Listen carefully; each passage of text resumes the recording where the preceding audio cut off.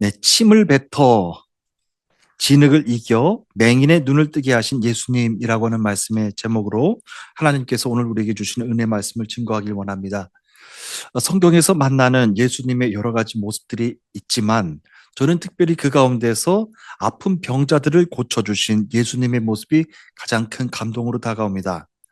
예수님께 고침을 받은 사람들 중에는 자기 병을 고치기 위해서 수많은 의사들을 찾아다니며 전 재산을 다 탕진했지만 결국 고침을 받지 못한 것 때문에 슬픈 마음을 안고 하루하루를 살아야만 했던 사람들도 있었고, 또 자신의 병든 모습이 너무나도 흉측하게 보여서 그 어떤 사람도 만나지 않고 외롭게 숨어서 살았던 그런 사람도 있었습니다. 그들은 살면서 자기 병은 더 이상 고치지 못할 병이라고 스스로 판단하면서 다시 새로운 삶을 살 수 있을 거라고 하는 희망을 날마다 포기하면서 애통하는 인생을 그렇게 살아야만 했을 것입니다. 그런데 예수님께서 그들의 상한 마음을 아시고 그들을 찾아가 안수해 주신 것이죠. 그리고 기도해 주셔서 그들의 병을 낫게 해 주셨습니다. 지금까지는 새로운 삶을 살 수 있을 거라고 하는 희망을 날마다 포기하며 애통하는 삶을 살았는데, 주님께 고침을 받은 사람들은 그때부터 새로운 희망을 가지고, 삶에 대한 희망을 가지고 하루하루를 아름답고 기쁘게 복되게 그렇게 갖고 나갔을 것입니다.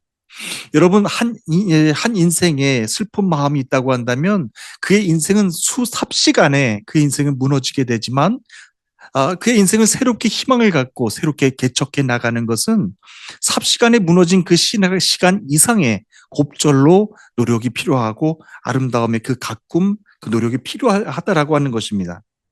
그런데 단 한 번도 가능할 거라고 꿈꿔본 적도 없었을 텐데, 그리고 새 인생을 살았던 그들의 마음이 얼마나도 좋았을까 하는 생각을 하지 않을 수가 없습니다. 그처럼 아픈 병자들을 고쳐주신 예수님을 생각해 보면 이내 저의 마음 가운데도 감동이 또 벅차오르는 것을 느끼게 됩니다. 그런데 그렇게 아픈 병자들을 고쳐주신 예수님의 여러 가지 그 감동스러운 모습들 중에서 저는 솔직히 감동은커녕 오히려 정반대로 인상을 찌푸리게 되는 예수님의 모습도 있으셨습니다. 바로 오늘 본문에서 보게 되는 침을 뱉어 진흙을 이겨서 만든 그 진흙으로 눈먼 맹인의 눈에 발라서 고쳐주신 예수님의 모습입니다. 보통 예수님께서 아픈 병자들을 고쳐주실 때는 안수해서 기도해 주시거나 말씀을 선포하셔서 그들의 병을 고쳐주셨습니다. 그런데 오늘 본문에서 만나는 예수님의 모습은 굉장히 독특하고 굉장히 그리고 이상한 방법으로 맹인의 눈을 뜨게 해주십니다. 먼저 침을 뱉어서 진흙을 만드십니다. 그리고 그 침으로 이긴 진흙으로 그의 눈에 발라서 주셔서 맹인의 눈을 뜨게 발라주셨습니다. 그리고 예수님은 얼마든지 다른 방법으로도 고쳐주실 수 있으셨는데 그와 같은 이상한 방법으로 기이한 방법으로 예수님께서 맹인의 눈을 뜨게 해주셨는데 그 말씀에 대해서 저는 집중적으로 오늘 여러분들께 전해드리길 원합니다. 그렇게 비위생적이고 솔직히 이상한 방법으로 이 사람을 고쳐주신 이유, 그것이 굉장히 중요합니다. 6절과 7절 말씀을 우리 다 함께 읽겠습니다. 6절과 7절 말씀을 다 함께 읽겠습니다. 시작. 이 말씀을 하시고 땅에 침을 뱉어 진흙을 이겨 그의 눈에 바르시고 이르시되 실로암 못에 가서 씻으라 하시니, 실로암은 번역하면 보냄을 받았다는 뜻이라. 이에 가서 씻고 밝은 눈으로 봤더라. 아멘. 오늘 주시는 말씀은 예수님께서 이 말씀을 하시고 땅에 침을 뱉어 진흙을 이겨 그의 눈을 바르시고 라고 하면서 말씀이 시작이 됩니다. 그런데 이 말씀을 하셨다라고 하는 것은 맨 앞절, 그 앞절에 나오는 5절 말씀에 나옵니다. 5절 말씀에 내가 세상에 있는 동안에는 세상의 빛이로다라고 말씀하셨는데요. 이 말씀을 하시고 예수님께서 이 치유의 행동을 하신 것입니다. 예수님이 이 말씀을 하신 후에 땅에 침을 뱉으시고 그것으로 진흙을 이겨서 이 사람의 눈을 발라주신 겁니다. 그러니까 예수님께서 이 맹인의 눈을 뜨게 하신 가장 첫 번째 그 시작은 말씀으로 선포하셨다라고 하는 겁니다. 내가 세상에 있는 동안에는 세상의 빛이니라 라고 말씀하신 다음 그렇게 선포하시고 침으로 진흙을 이겨서 진흙으로 만들어서 이 맹인의 눈에 발라주시면서 치유의 과정을 시작하여 주신 것입니다. 예수님의 그 모습을 상상해 보면서 저는 태초에 하나님께서 천지를 창조하셨을 때 그 이미지가 떠올랐습니다. 태초에 하나님이 천지를 창조하시니라. 땅이 혼돈하고 공허하며 흑암이 깊음 위에 있고 하나님의 영은 수면 위에 운행하시니라. 하나님이 이르시되 빛이 있으라 하시니 빛이 있었고 라고 하시면서 창조의 과정을 시작하셨습니다. 하나님의 창조의 모든 과정들이 그렇게 권능의 말씀을 선포하시면서 말씀하신 대로 세상이 창조되어 만들어 가졌습니다. 본문에서 비춰지는 예수님의 모습이 비위생적이고 기이하게 보이지만 태초에 하나님이 천지를 창조하셨을 때 그 권능의 모습을 그대로 볼 수 있다는 데 우리는 주목해야 됩니다. 비위생적으로 보이지만 예수님이 병자를 치유하실 때 침을 사용하신 적이 솔직히 몇 번은 있으셨습니다. 마가복음 7장에 보면요, 말 못하는 그리고 듣지 못하는 사람을 고치실 때도 손가락에 침을 바르신 다음 그 손가락을 그 사람의 혀에 대서 고쳐주셨습니다. 또 베세다의 맹인을 고쳐주셨을 때도 같은 방식으로 고쳐주셨는데 그때는 아예 맹인의 눈에 침을 뱉으시고 안수해 주셔서 앞을 보게 해주셨습니다. 그런데 본문을 아무리 여러 번 보더라도 이 광경이 상상이 되지를 않습니다. 온 우주 만물을 창조하신 하나님, 그리고 그 온 우주 만물을 창조하시는 과정 속에서 함께 하셨던 예수 그리스도이신데 말씀만 선포하셨어도 얼마든지 앞을 보지 못하는 그 맹인의 눈을 뜨게 하실 수도 있으셨을 것입니다. 그런데 예수님께서 맨 땅에 침을 뱉어서 그 침을 이겨서 진흙을 만드셨다고 했는데 도대체 얼마나 많이 침을 뱉어야 진흙을 만들 수 있는 정도가 될까요?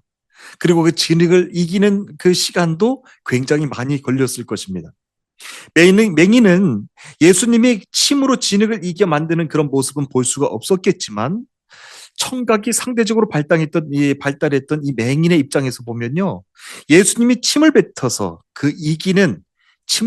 진흙을 이기는 소리를 다 들었을 것입니다. 그 소리를 다 들었을 때는 얼마나 그 소리가 또 이상하게 들려졌을지 상상이 되지를 않는 겁니다. 솔직히 그 같은 예수님의 모습은 지금까지 다른 병자들을 고치셨을 때 가졌던 감동하고는 전혀 다른 모습입니다. 그런데 예수님은 그 같은 방식을 통해서 침을 뱉어 흙반죽을 해서 이 맹인의 눈에 발라주십니다. 예수님은 맹인에게 그렇게 침으로 이겨서 만든 흙반죽을 눈에 바르신 다음 그 다음에는 또 이런 과정을 거치십니다. 그 다음에는 실로암 연못에 가서 씻으라라고 하시는 말씀을 전하십니다.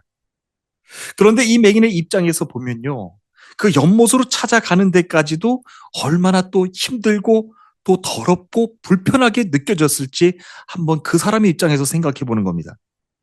눈에 진흙을 붙이고 가려면 그 침으로 이긴 진흙을 붙이고 가려면 지팡이도 제대로 사용하지도 못했을 텐데 그렇게 하려면 옆에 인도해 주는 사람, 도와주는 사람도 함께 있어야 했을 것인데 그 상황이 여러분들은 상상이 어떻게 가시는지 궁금합니다. 예수님이 이 맹인의 눈을 뜨게 하기 위하여서 진흙을 붙여주신 데까지는 어떻게 했든지 이해할 수가 있을 것 같습니다. 그러면 그 다음에는 바로 떼어서 앞을 봐라, 그리고 눈을 떠라, 세상을 봐라 라고 선포하셨어도 됐을 터인데 그런데 예수님은 무엇 때문에 또 이 기이한 행동 다음에 그렇게 불편한 과정들, 실로암 연못에 가서 너희 눈을 씻으라 라고 하는 이 불편한 과정을 애써 만드셨던 것일까요? 바로 얼마 전에도 예수님은요, 물고기 2마리와 보리떡 5개로 그냥 축사만 하시고서도 5천 명이나 되는 어마어마한 사람들을 나눠주신 그 기적을 베푸신 일이 있으셨습니다. 그런데 이 맹인을 고치실 때는 왜 이렇게 불편한 과정들을 애써 만들어주시고 고침을 받는 맹인의 입장에서도 불편하고 불쾌한 그런 시간들을 갖게 해주셨던 것일까? 본문 4절을 보시면요, 예수님께서 그렇게 하신 목적이 나옵니다. 예수님께서 이 맹인에게 이렇게 하신 목적을 이렇게 말씀해 주십니다. 나를 보내신 이의 일을 해야 한다라고 하면서 짧게 그렇게 한 이유와 목적을 말씀하십니다. 이것은 목적이기도 하지만 이유이기도 하셨습니다.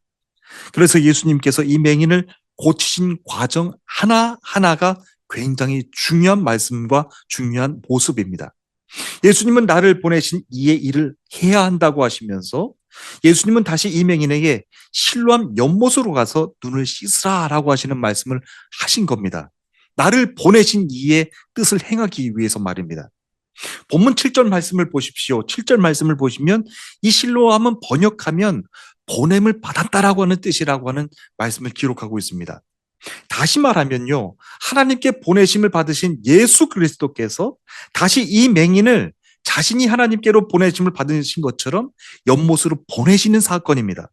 연못으로 보내셔서 이 맹인의 입장에서 보면 예수님께 보내심을 받은 자가 되어서 가게 되는 거예요.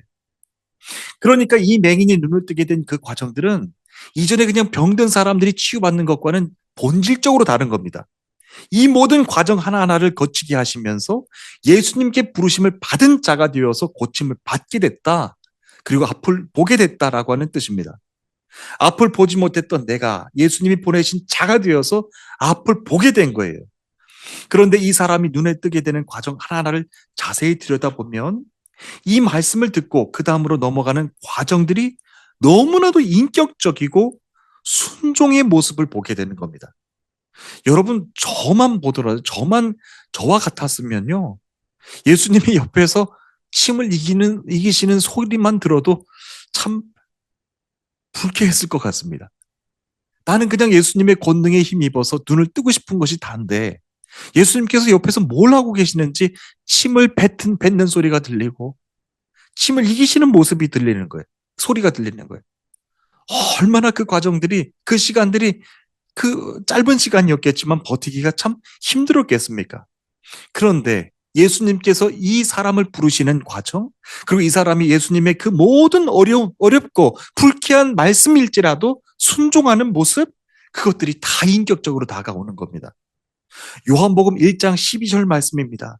영접하는 자, 곧 그의 이름을 믿는 자들에게는 하나님의 자녀가 되는 권세를 주셨으니라고 전하고 있는데, 이 사람은 마치 예수님의 말씀을 영접하는 것 같이 그저 순종하고 아름답게 그렇게 영접하는 모습을 보게 되는 겁니다. 예수님께 보내심을 받은 자가 되어서 앞을 볼 수 있게 된 이 사람의 이후의 모습에 대해서 성경은 자세하게 기록하고 있지 않지만 알 수 있는 것 한 가지가 있습니다. 요한복음 9장에서만 봐도 이 사람의 이후의 모습에 대해서 많은 힌트를 보게 되는데요. 이 사람이 예수님의 고백하는 것이 크게 달라지는 모습을 보게 됩니다. 11절의 말씀을 보시면 그냥 예수라고 하는 그 사람이라고 이 사람은 고백하면서 시작합니다. 그리고 17절에 가서는 선지자라고 하면서 고백이 달라집니다. 그리고 또 38절에 가서는요, 예수님을 하나님의 사람으로 깨닫게 되고 예수님을 믿고 예배하는 사람이 됐다라고 기록하고 있습니다. 이 짧은 한 장을 통해서 이 사람이 전 인격이 달라지고 있는, 변화되고 있는 모습을 보여주는 겁니다. 9장 38절 말씀, 그리고 주여 내가 믿나이다 라고 하면서 전 인격이 다 달라진 것을, 고침받는 것을 지금 보게 되는 겁니다. 이것은 오늘날 우리들에게도 굉장히 주격의 말씀인 것이죠.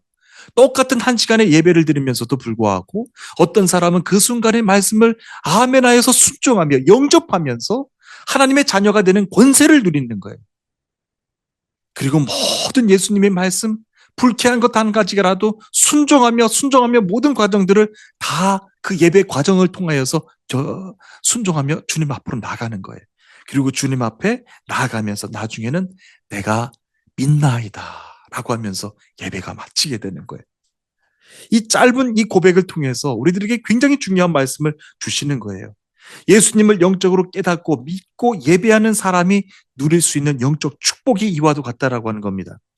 그런데 이 맹인이 눈을 뜨고 돌아다니는 모습을 본 사람들은, 정작 이 사람이 눈을 뜨고 돌아다니는 것을 본 사람들은 이렇게 반응을 한다라고 하는 것이죠.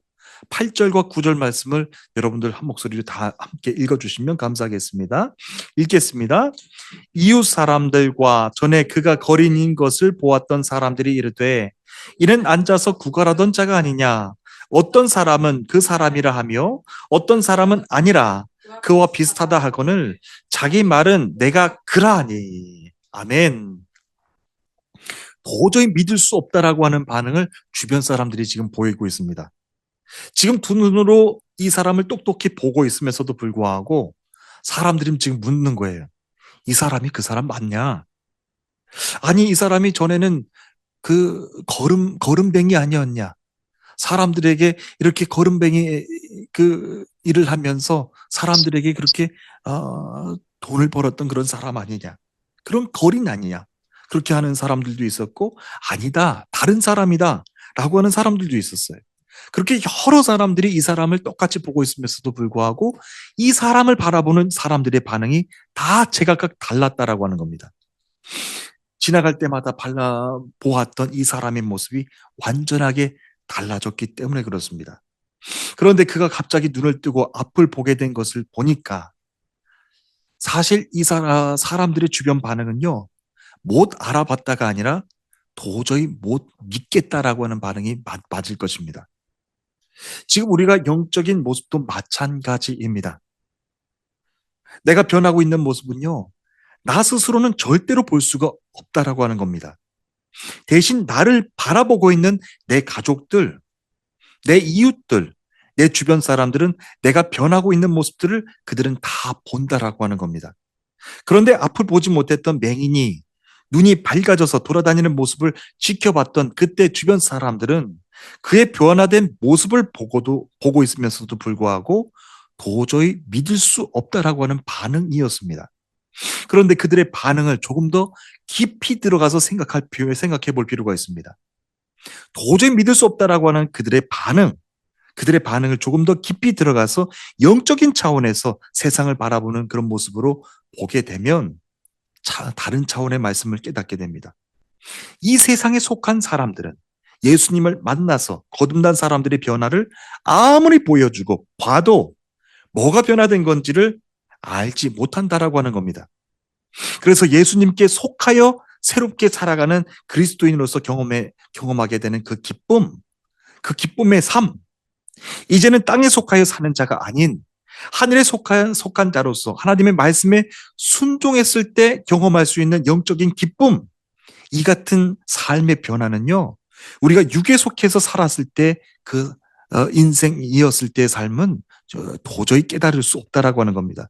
지금 이 육에 속해서 보는 사람들의 반응이 마치 그와도 같다라고 하는 겁니다. 여러분들의 변화되는 모습을 바라보는 주변 사람들도 마찬가지예요. 내가 내 스스로 변화되는 것은 나는 모릅니다. 그런데 내 주변에 있는 사람들이 나를 영적으로 바라볼 수가 있다면 어떻게 내가 변화됐는지, 어떻게 내가 주님을 영접했고 내가 이렇게 슬프고 애통하고 고통스러운 상황 속에서 기뻐하는 그 이유를 그 영적으로 함께하는 사람들은 알게 된다라고 하는 거예요. 여러분, 세상 사람들이 우리 그리스도인들을 보면서 가장 이해하지 못한다라고 하는 것이 그 모습이잖아요. 예수 믿는 사람들은 어떻게 화나는 상황 속에서도 어떻게 웃을 수가 있지? 예수 믿는 사람들은 어떻게 손해보는 상황 속에서도 기쁘다고 말하지? 나는 그것을 알지 못하겠어. 믿지 못하겠어. 쇼하는 거 아니야? 그렇게 반응들을 하죠. 그런데 그런 반응들은 지극히 자연스러운 반응들이라고 하는 겁니다.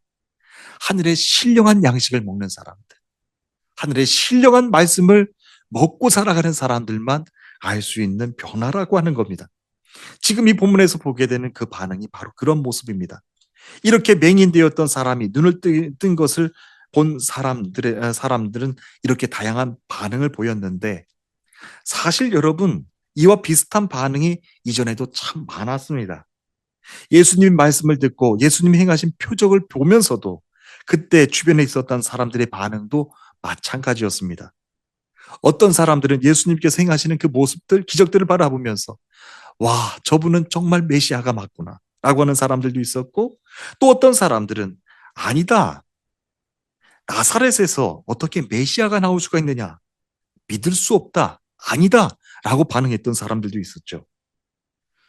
그렇게 많은 반응이 나올 수밖에 없는 이유는 그들은 하늘의 신령한 양식을 먹고 살아가는 사람들이 아니기 때문에 그런 것입니다.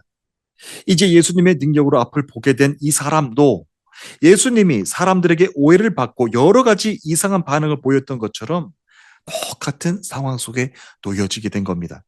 그러니까 다시 말하면 이 사람은 앞으로 어디를 가든지 자신에게 일어났던 그 삶, 예수님께 고침을 받고 예수님께 신령한 은혜를 받아서 깨닫게 된, 경험게 된 그 은혜의 말씀, 예수님으로 인하여서 치유받았다라고 하는 그 자신의 간증, 그것을 대표하는 사람이 되었다라고 하는 것을 지금 알려주시는 겁니다.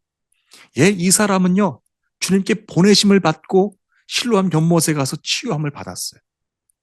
그것 자체가 이 사람은 다른 사람들에게 간증의 상징이 된다라고 하는 겁니다. 이 사람이 했던 대답이 그것을 분명히 보여주고 있습니다. 그리고 사람들이 앞을 보게 된 자기에 대해서 이러쿵 저러쿵 하는 소리를 들으면서 이 사람은 단도직입적으로 단호하게 이런 말을 합니다. 본문 9장 9절에서 말합니다. 내가 그 사람입니다. 이전에도 나는 거린이었고 앞을 보지 못했던 사람이었는데 이제는 예수님께서 나를 앞을 보게 해주셔서 주님께 보내심을 받아서 고침을 받은 사람이 되었습니다. 내가 그입니다. 라고 고백하는 거예요. 그런데 이 사람이 했던 한마디, 이 말하다라고 하는 원어의 뜻이 또 중요합니다. 내가 그 사람입니다. 라고 했던 이 사람의 말 한마디요. 이 사람의 말하다라고 하는 말 원어의 뜻이 너무나도 중요한데 사람들에게 말하다라고 했던 이 사람의 말의 원어의 뜻은요. 완료형 시제로 기록된 것이 아니라 미완료형 시제로 기록이 되었습니다. 다시 말하면 나는 당신들이 봤던 거리에서 구걸했던 사람 맞습니다. 그리고 앞을 보지 못했고 당신들에게 거린이었던 사람 맞습니다. 그런데 지금 예수님께 고침을 받고 앞을 볼 수 있게 된 사람입니다. 내가 그 사람 맞습니다. 라고 하는 이 말을요. 한 번만 했던 것이 아니라고 하는 뜻입니다. 이 사람은 가는 곳마다 자신의 과거의 모습을 있는 그대로 사람들한테 간증하는 거예요. 불편할 수도 있는 자기의 과거, 부끄러울 수도 있는 자신의 과거가 예수님을 만나서 당당하고 예수님을 만나서 담대하고 기쁨이 된 모습으로 변화되고 있는 모습입니다. 여러분 누구에게라도 내가 과거에 저는 거름뱅이였습니다. 거지였습니다. 앞을 보지 못하는 사람이었고 하루하루 살 수 있는 생계가 없어가지고 그냥 사람들한테 구걸하면서 살았던 사람입니다. 이 부끄러웠던 과거를 누구한테 계속해서 반복하면서 말하고 싶겠어요. 사실 우리가 똑같이 하나님의 성전에서 예배는 드리고 있지만 우리에게 부끄러웠던 과거는요, 다 그냥 침묵하고 예배 드리고 있는지도 몰라요. 부끄러웠던 과거, 누구한테 떳떳하지 못한 과거에 대해서 이렇게 반복하면서, 여러 번 반복하면서 말할 수 있는 사람이 어디 있겠어요? 그런데 이 사람의 고백은 달랐다라고 하는 거예요. 한 번으로 끝난 것이 아니라 계속해서 자신의 과거를 말하면서 네, 저는 그 사람 맞습니다. 예수님께서 고쳐주셨고요. 예수님께서 고쳐주셨고 보내심을 받은 자가 돼서 저는 세상을 보게 된 사람이 되었습니다. 라고 하면서 이 말을 계속해서 반복하면서 주 앞에 나갔다라고 하는 겁니다. 다시 말하면 이 사람의 인격이 변화됐던 것은 그냥 단번에 한 번의 변화가 아니라 계속해서 고백하면서 담대함으로 변화되면서 변화되어져 나갔다라고 하는 것입니다. 그런데 지금은 예수님께 고침을 받고 앞을 볼 수 있는 사람이 되었으니 저는 그 사람 맞습니다. 라고 하면서 사람들이 이러쿵 저러쿵 말하는 것을 단번에 정리시켜 줍니다. 자기의 연약했던 모습, 감추고 싶었던 모습, 덮고 싶었던 그런 과거의 모습들이 이제는 예수님을 만나서 기쁨의 모습, 고침받은 모습, 당당한 삶으로 변화된 모습을 보여주고 있는 거예요. 저는 여러분들에게도 이와 같은 축복이 가득 넘치시기를 축복합니다. 여러분 예수님을 믿는다라고 하는 건요, 단순하게 1시간 예배드리고 속회 예배드리고 여러분들이 전도하고 그렇게 기계적으로 살아가는 것 아닙니다. 내 삶이 아무리 떳떳하지 못했고 부끄러웠던 과거, 연약했던 과거라고 할지라도 네, 저는 그 사람 맞습니다. 과거에 당신이 보았던 그 구걸하던 사람 맞습니다. 과거에 당신이 봤던 그 병약했던 사람 맞습니다. 예수님을 만나서 그 간증이 기쁨이 되는 거예요. 기쁨이 되고 사람들에게 격려가 되고 응원이 되는 것입니다. 그것을 여러분들이 그 귀한 삶을 살아가고 있다라고 하는 겁니다. 그런데 앞을 보지 못했던 이 사람이 앞을 뜨게 되고 이렇게 영적으로 담대한 사람으로 변화된 사건은 사실 이 사람에 대한 간증의 사건이기보다는 사실 이 사람을 통하여 예수님은 어떤 분이신가를 나타내시기 위한 말씀의 의도가 더 강하고 분명합니다. 이 사람은 아까도 말씀드린 대로 보내심을 받은 자가 되어서 눈을 뜨게 된 것입니다. 본문 5절에서 먼저 말씀드렸던 것처럼 예수님은 내가 세상의 빛이다 라고 하시는 말씀을 선포하시면서 이 사람을 치유하신 거예요. 그렇기 때문에 이 사람의 행위 자체 하나하나가 세상의 빛으로 오신 예수님을 전해드리는 그 도구 역할이 됐다라고 하는 겁니다. 그때 주님이 말씀하셨던 빛은 구름이 끼면 가려지고 비가 오면 볼 수 없는 세상의 피주된 빛을 의미하는 것이 아닙니다. 이 땅의 모든 사람들을 생명의 길로 인도해 주시는 진리의 빛, 생명의 빛이라고 하신 것을 말씀하신 거예요. 예수님이 세상의 진리의 빛으로 오셨는데, 생명의 빛으로 오셨는데 앞을 보지 못했던 이 사람의 삶을 통해서 이 사람이 고침을 받는 그 과정들을 통하여서 이제는 예수님을 드러내드리는 그런 도구가 됐다라고 하는 것을 전해주시는 말씀입니다. 그래서 이제는 하나님의 형상으로 다시 태어나 예수님을 전하는 자로서 새롭게 살아가고 있는 사람이 됐다라고 하는 것이 오늘 말씀의 결론입니다. 그런데 사람들은 계속해서 그를 추궁하는 것이죠. 어떻게 믿지 못하겠습니다 라고 하면서 계속해서 추궁하는 것입니다. 우리 9절부터 12절까지 우리 계속해서 읽어주시면 감사하겠습니다. 10절부터 12절까지 있는 말씀입니다. 읽겠습니다. 그들이 묻되 그러면 내 눈이 어떻게 떠졌느냐? 대답하되 예수라 하는 그 사람이 진흙을 이겨 내 눈에 바르고 나더러 실로암에 가서 씻으라 하기에 가서 씻었더니 보게 되었더라. 그들이 이르되 그가 어디 있느냐? 이르되 알지 못하노라 하니라. 아멘. 이제 앞을 보게 된 이 사람은 자신을 위한 간증이 아니라 주님을 알려드리는, 주님을 드러내드리는 복된 축복의 도구가 된 겁니다. 자신에게 벌어진 일을 분명하게 말하고 있습니다. 그리고 자기를 고쳐주신 분이 예수 그리스도이시라고 하는 것도 부끄러워하지 않고 담담하게 말하고 있습니다. 이 사람이 날 때부터 맹인이었고 그동안 거린으로 살았기 때문에 여러분 얼마나 배운 것이 있었겠습니까? 무지한 사람이었고 무식한 사람이었을 것입니다. 그리고 남들 앞에서도 제대로 말할 기회가 없어서 그냥 어둔하게 말했을 것입니다. 그런데도 그는 지금 조금도 주저함 없이 당당하게 똑똑하게 예수님을 알리고 있습니다. 그런데 여러분, 우리가 여기서 또 한 가지 절대로 놓치지 말아야 되는 것 한 가지가 있습니다. 사람이 이렇게 예수님의 놀라운 능력을 체험한다고 다 전부 변화되는 것은 아니라고 하는 사실입니다. 이제 오늘 이 말씀 전해드리면서 오늘 주시는 말씀 마치고자 하는데요. 누가복음 17장 말씀을 보면 10명의 나병 환자에 대한 말씀이 나오죠. 그때 예수님께 고침을 받는 사건이 나옵니다.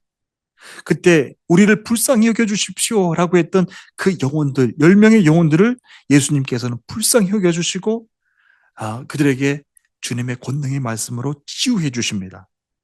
예수님께서 이렇게 말씀하십니다. 가서 제사장들에게 너희 몸을 보이라 라고 하셨어요. 그때도 예수님은 바로 말씀으로 고쳐주시지 않으셨습니다. 가서 제사장에게 너희 몸을 보이라. 그렇게 꼭 예수님은요, 믿음의 결단의 시간을 주시는 것 같아요. 이 맹인에게도 실로암에 가서 씻어라 라고 하는 그 결단의 시간을 주신 것처럼 그때 10명의 문둥병자들에게도 제사장에게 가라라고 하시는 결단의 시간을 주시는 것이죠. 그랬을 때 그 결단 앞에 순종했던 사람들은 결단해서 나가는 거예요. 그렇게 예수님의 말씀에 순종해서 제사장 앞으로 나가는데 중요한 것은 그 10명의 문둥병자들이 예수님의 말씀에 고침을 다 받았다라고 하는 거예요. 얼마나 기적이었고 기쁨이었겠습니까? 그런데 그때 주시는 말씀의 결론은요, 고침받았다가 결론이 아니에요. 예수님께서 그 치유받았던 예수님의 10명의 문둥병자들을 다시 찾으셨다라고 하는 겁니다. 그 치유받은 한 사람에게 묻는 거예요. 내가 10명의 사람들을 다 치유해 주지 않았냐? 그럼 9은 어디 있느냐? 물어보시는 거죠. 그때 한 명의 사람은 아무 말도 못했을 것입니다. 예수님께서 찾으시는 것도 마찬가지입니다. 오늘 여러분들에게 치유의 권능의 말씀을 통해서 부어주셔서 여러분들에게 모든 소원하는 것들을 들어 응답해 주실 수 있으실 것입니다. 그런데 예수님께서는 분명한 것 한 가지, 순종하고 결단하여 나가는 그 시간을 여러분들에게 더해 주신다라고 하는 것 한 가지.